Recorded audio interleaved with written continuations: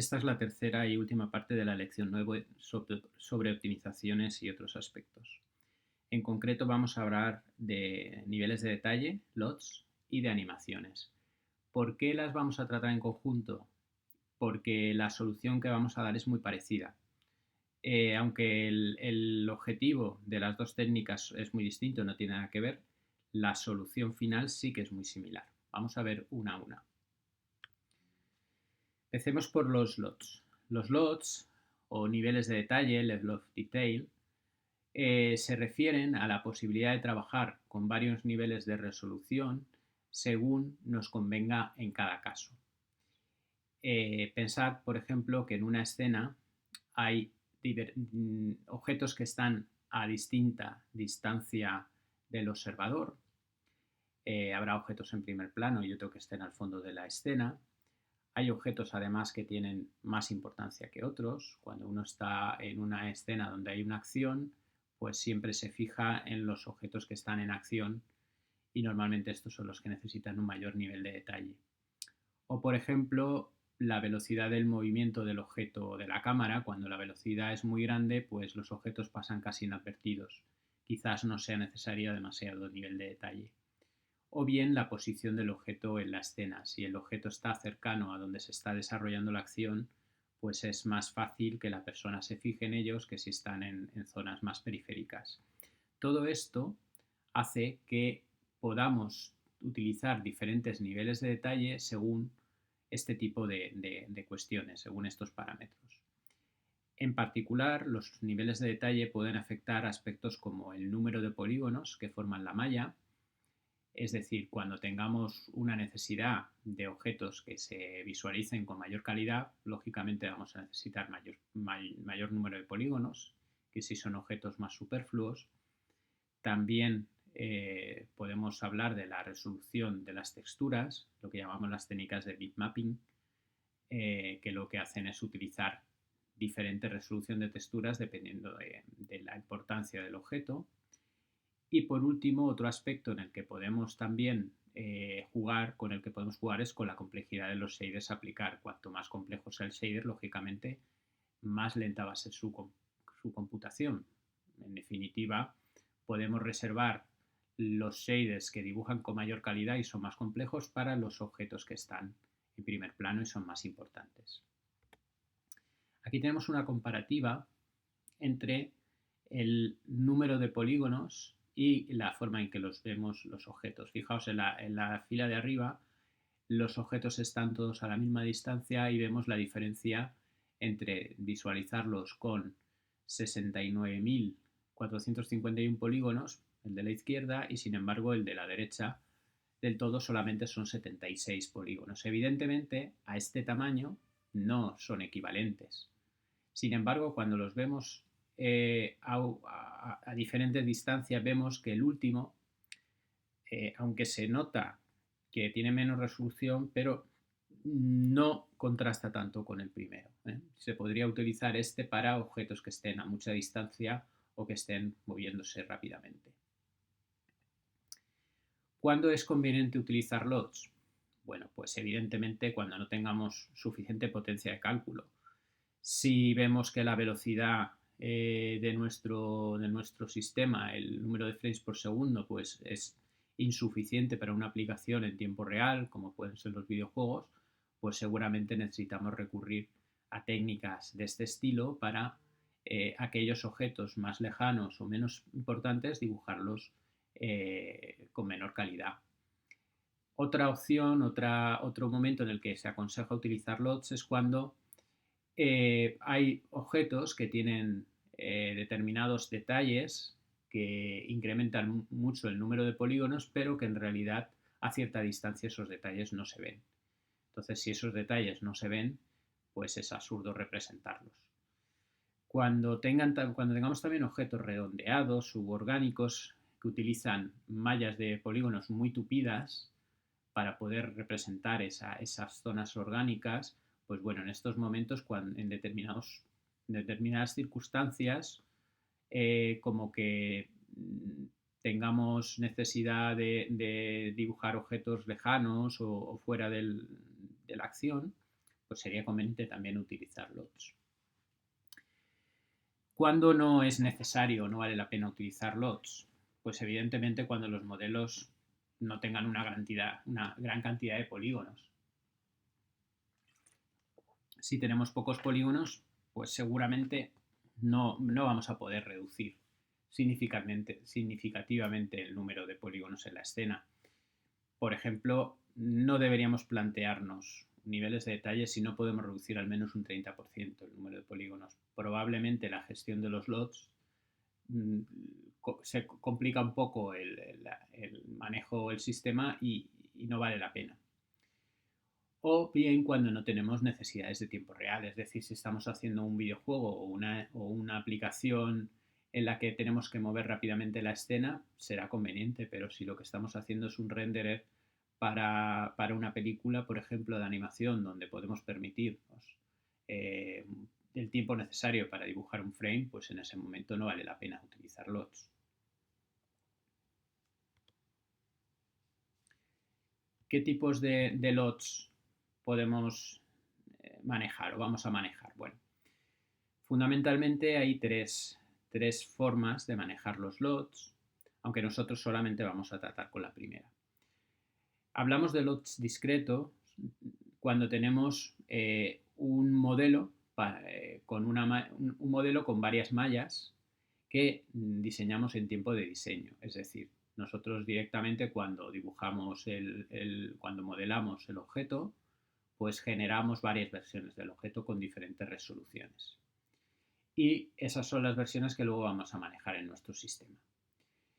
Existe la opción de que sea el propio sistema en tiempo real el que vaya eliminando mallas, que vaya eliminando polígonos en la malla conforme a sus necesidades. Esto es decir, que esto se realiza en tiempo de ejecución. Nosotros en realidad solo modelamos una malla y el sistema se encarga de reducir el número de polígonos de la malla en función de sus necesidades.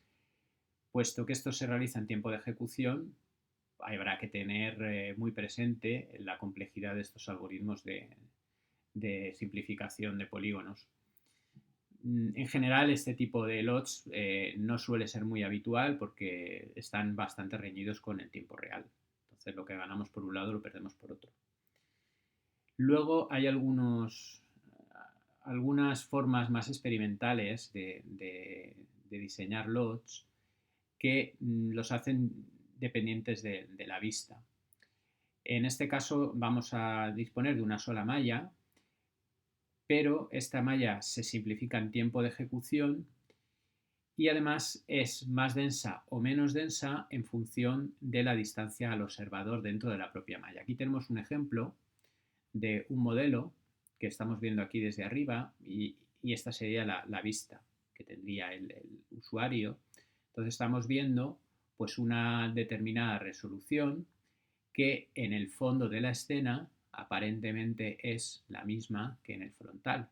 Sin embargo, si uno lo mira de esta forma, se da cuenta que hay zonas donde la resolución es menor. ¿Por qué es menor? Pues porque o bien está fuera de la zona de visualización por aquí, o bien está muy alejada de la vista, aunque forme parte del mismo objeto. Entonces, aquí se podría hacer una disminución de la densidad de la malla. Bien, como digo, esto es una opción bastante experimental que no es muy habitual de encontrar, pero que sepáis que también se puede hacer este tipo de simplificaciones. ¿Cómo vamos a manejarlas nosotros y cómo vamos a incorporarlas al motor? Bueno, pues vamos a utilizar los discretos. Es decir, lo que haremos es cuando diseñemos nuestra malla, vamos a generar diferentes versiones con diferentes resoluciones. Y manejaremos estas diferentes resoluciones como veremos a continuación. Aquí os pongo una serie de consejos de cómo hacer esta simplificación de la malla. Es interesante utilizar las herramientas automáticas que nos dan los programas de modelado. Tanto Blender como 3D Studio o el programa que estés utilizando de modelado nos permite hacer una simplificación de la malla y generar varias versiones. De todas maneras, no confiéis en exceso en estas herramientas porque a veces utilizan algoritmos que son uniformes para simplificar la malla y entonces hay zonas donde esa simplificación es muy patente. En definitiva, ayudaos de esos algoritmos, pero es muy probable que tengáis que retocar la malla en aquellas zonas donde veáis que no se ha conseguido un aspecto lo suficientemente bueno. Tened en cuenta, por otro lado, que los modelos de baja resolución se van a ver desde lejos. Entonces, si se van a ver desde lejos, pensad en qué detalles no se verán a esa distancia y esos son los candidatos para eliminarlos. Sobre todo es importante que no eliminéis aquellas partes que supongan variar el perfil del objeto. Es decir, cuando uno está mirando el objeto desde lejos, la silueta del objeto es la parte que más resalta. Entonces, si eliminamos muchos polígonos en las zonas que generan siluetas, es decir, en las zonas que forman la silueta del objeto, pues se va a notar mucho más. Esto lo hemos visto antes en el primer ejemplo al que voy a volver un momento. Aquí os dais cuenta que estas zonas de aquí, evidentemente se nota mucho el cambio de resolución con respecto a los primeros, pero cuando nos vamos a este tamaño de objeto, no se nota tanto esta zona como la zona de las orejas del conejo. Aquí lo estáis viendo. Aquí sí que ha habido una disminución en la silueta, en la forma de la silueta. Es manifiestamente mucho más pequeño y tiene una forma muy diferente. Entonces, si hubiéramos mantenido las orejas como están en este otro objeto, con la misma resolución, aquí se vería mucho mejor el objeto, porque fijaos que en la zona del cuerpo no es demasiado significativo la diferencia con los otros y se mantiene bastante bien. Sin embargo, la zona de las orejas, que es donde ha habido un cambio de silueta, sí que es muy importante este cambio. Bien, volviendo a la transparencia en la que estábamos. A ver, disculpad que me he ido. Aquí. A eso me refería cuando digo que no eliminemos esas partes que supongan variar el perfil. También es posible eliminar todo aquello que vaya a quedar cubierto. Aquí el ejemplo este es muy claro. Si yo tengo un coche, por ejemplo, pues a determinada distancia el interior no lo voy a ver. Voy a poder eliminar los asientos, sin embargo, las ruedas evidentemente no las podré eliminar. Y sobre todo, tener en cuenta el mapeado de texturas. Es decir, que la textura tiene que estar mapeada de la misma manera, porque es una de las cosas que más detecta el ojo humano cuando se produce un cambio en el LOT. Entonces eso hay que tenerlo en cuenta y la propia textura tendremos que ajustar su resolución al tamaño también y a la calidad del propio objeto. Ya entrando en cómo incorporar esto al motor, pues en realidad tampoco son muchas las modificaciones que vamos a tener que hacer. Simplemente lo que yo os propongo es que creéis una nueva entidad, TELOT, que podría derivar de la entidad directamente, ser hermana de la malla o incluso ser hija de la malla. Esto ya decidís vosotros cómo lo planteáis. Pero la diferencia fundamental con la malla es que en una malla solamente tenemos un puntero a un recurso malla. Sin embargo, aquí lo que vamos a tener es, en vez de un único recurso malla, un array de recursos malla, cada uno correspondiente a un nivel de detalle.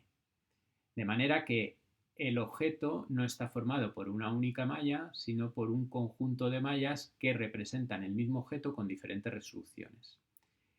Y cuando vamos a hacer el dibujado, es cuando decidimos cuál de todas esas mallas vamos a representar.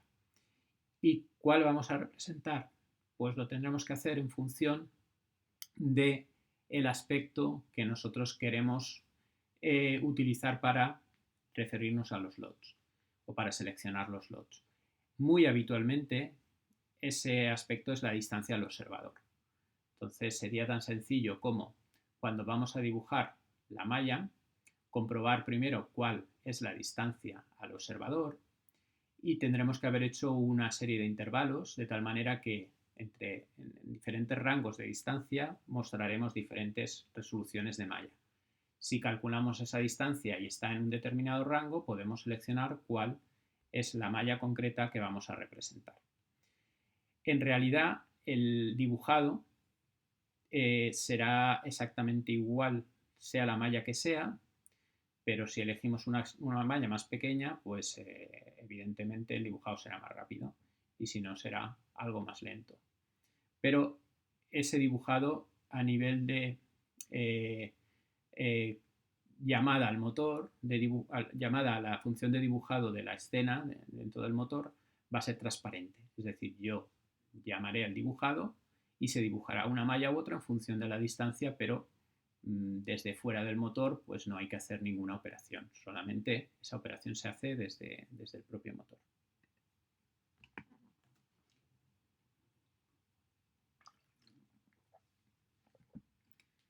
El segundo de los aspectos que vamos a ver en este apartado, en esta parte del tema, son las animaciones. Que ahora veréis que vamos a utilizar una técnica muy similar a los LODs para hacer el almacenamiento. Sin embargo, cuando hablamos de animaciones hablamos de un aspecto muy distinto al anterior. Una animación es cualquier cambio en la imagen en función del tiempo. Cuando hablamos de cambios en la imagen, pues pueden ser cambios de transformación, referente a transformaciones de la imagen, de posición, traslación, rotación, etc. Cambios en el tamaño, hablaríamos del escalado. Cambios en las formas, pues cuando tenemos un objeto que va cambiando de forma. Cambios en los colores o las texturas. Cambios en la propia iluminación, cuando las luces se encienden, se apagan o cambian de posición. Y los propios cambios en los parámetros de la cámara, pues si la cámara se acerca, se aleja, se mueve, etc. Todo eso va a producir un cambio en la imagen. Todo eso podrían ser consideradas animaciones. Sin embargo, de todos estos aspectos, nosotros lo que vamos a hablar ahora es de los cambios en la forma. Y esto es lo que vamos a llamar de manera simplificada animación. Los cambios en posición y tamaño se realizan a través de las transformaciones de traslación, rotación y escalado. Por lo tanto, disponemos de esas herramientas cambiando las transformaciones para producir ese cambio. Aquí no hay nada que tocar. En el caso de la iluminación o de la cámara, pues igualmente disponemos tanto de los parámetros de la cámara o de las luces como de su posición y su orientación. Esto también lo vamos a manejar a través de sus matrices de transformación y de sus parámetros. En cuanto a los colores y las texturas, pues será una cuestión de materiales y de texturas que tampoco vamos a manejar de ninguna manera especial porque ya tenemos los medios para cambiarlos. Lo que no hemos hablado hasta ahora es de cómo cambiar la forma de un objeto y eso es lo que vamos a hablar en las animaciones. ¿Qué tipos de animación existen? Bueno, pues existe lo que llamamos la animación cuadro a cuadro. La animación cuadro a cuadro es una técnica en la que nosotros vamos visualizando un frame detrás de otro, una imagen que va teniendo un cambio. Esta es una animación clásica que se hacía hace unos años directamente dibujando. Cada cuadro pues lo hacía un dibujante y después se ponían uno detrás de otro y eso generaba una animación. Si estamos hablando de objetos en 3D, pues lo que vamos a tener son mallas representando el mismo objeto pero con diferentes poses. Hay otro tipo de animación que es parecida a la anterior, pero en la que lo que se diseñan realmente son los cuadros clave. Es decir, no se diseña cada uno de los objetos o cada una de las poses por separado, sino que se diseñan unas cuantas de esas poses y las intermedias se calculan por interpolación. Aquí estamos hablando de una técnica que se llama keyframing. Keyframing, o sea, cuadros clave. Este tipo de animación pues, requiere algoritmos de interpolación entre una pose y la siguiente. Nosotros no vamos a tratarlo aquí porque bueno, pues son técnicas ya un poco más complicadas y no tenemos tiempo de tratarlas. El morphing son técnicas parecidas a la anterior de keyframing, pero basadas en imagen en vez de en modelos. Y luego tenemos la animación procedimental, que se basa en procedimientos que van moviendo los nodos o los vértices, mejor dicho, de un objeto y que son técnicas para modelar objetos blandos, estructuras articuladas, sistemas de partículas, etc. Estas son las técnicas que utilizamos en muchos programas de modelado para conseguir mover y animar objetos blandos o, por ejemplo, huesos. Nosotros no vamos a implementar esas técnicas de nuevo, pero sí que las vamos a utilizar dentro del programa de modelado. Otra cosa son los sistemas de partículas, que en algunos casos sí que vais a modelar. Lo estáis viendo en la asignatura, lo veréis en la asignatura de videojuegos 2. Y bueno, los grupos que decidan incorporar sistemas de partículas, pues hablaremos un poco de esta técnica. La forma más sencilla de animación y la que vamos a incorporar nosotros al motor es la técnica de cuadro a cuadro. Es decir, vamos a modelar en nuestro programa de modelado, Blender, 3D Studio, el que sea, el objeto y también su propia animación. Y una vez que la tengamos modelada, pues exportaremos esa animación cuadro a cuadro, es decir, pose a pose de la malla, generando un conjunto de mallas, cada una correspondiente a un frame de ese movimiento que queremos simular. Bien, por lo tanto es necesario modelar cada una de esas poses fotograma a fotograma. Podríamos, además de animarlo a través de una herramienta de modelado, como he comentado ya, capturando la malla en cada pose del movimiento, podríamos también utilizar algún tipo de movimiento de un personaje real, obtenido pues con un sistema de captura de movimiento. Esto lo vais a hacer en la asignatura de realidad virtual, si tenemos oportunidad. Y lo que vais a hacer es obtener una secuencia sobre el modelo virtual del movimiento de la persona que hace de actor. Y ese movimiento se coloca sobre la malla y el esqueleto virtual y se transforma para generar la secuencia de poses. Bien, entonces supongamos que tenemos ya animada la escena y exportada a un conjunto de mallas. ¿Cómo gestionamos esto dentro del motor? Bueno, pues lo vamos a hacer de una manera muy similar a como hemos comentado con los LOTs. Tampoco hay que hacer muchas modificaciones y básicamente lo que vamos a tener es una nueva entidad de animación que puede derivar directamente de la entidad o de la malla. Esto también lo decidís vosotros. Pero en definitiva lo que vamos a hacer es, en vez de almacenar un único recurso malla, lo que vamos a hacer es almacenar un array de mallas, una por cada una de las animaciones, igual que hacíamos con los LOTs, es decir, vamos a tener un array de mallas de manera que visualizadas de forma consecutiva, pues vamos a tener la animación que nosotros deseemos. Para lanzar el dibujado, pues vamos a tener en cuenta el frame en el que nos encontremos. Igual que en el caso de los LOTs, nos decidimos por una malla o por otra en función de la distancia del observador, ahora nos vamos a decidir por uno u otro en función del tiempo transcurrido desde el inicio de la animación.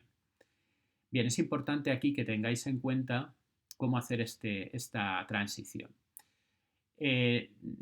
Una primera aproximación que podríamos pensar es la de simplemente mostrar una pose detrás de otra, es decir, yo almaceno en cada instante qué pose he visualizado y en la siguiente pues paso a la siguiente. En el siguiente frame paso a la siguiente pose. Claro, esto tiene un problema y es que si yo visualizo una pose por frame, dependiendo de la velocidad de frames que tenga, pues voy a visualizar de manera más rápida o más lenta. Entonces no me interesa utilizar esta técnica porque no tendría un movimiento uniforme. El movimiento siempre tiene que estar basado en el tiempo. Entonces lo que yo tendré que hacer es lo siguiente. Cuando visualice una pose, pues guardaré cuál es la pose y cuál es el tiempo en el que he visualizado. El tiempo consultando el reloj del ordenador. En el siguiente frame, lo que haré será calcular el tiempo transcurrido entre el frame anterior y este. Si ese tiempo es el adecuado para hacer el cambio de pose, lo realizaré. Y si no, me esperaré al siguiente frame y así lo haré de esa manera. Entonces, si yo, por ejemplo, he decidido tener un frame ratio de 25 frames por segundo, pues tendré que cambiar de pose cada 25avo de segundo y no cada vez que dibuje el árbol. Si dibujo más rápido, pues habrá frames en los que no cambie de pose, y si dibujo más lento, pues habrá algún salto de pose, pero en definitiva el movimiento del personaje o del elemento que está animado pues será uniforme. Otra opción que ofrecen algunos sistemas es realizar una interpolación entre poses, es decir, que yo voy dando una serie de poses clave y luego interpolo entre una y otra, entre una y la siguiente, pues cómo debería ser el objeto para ser intermedio entre las dos. Esto pues requiere una serie de cálculos bastante complejos que no vamos a abordar en esta versión del motor. Bueno, y con esto terminamos la parte de LODs y de animaciones y terminamos también el tema 9. Gracias.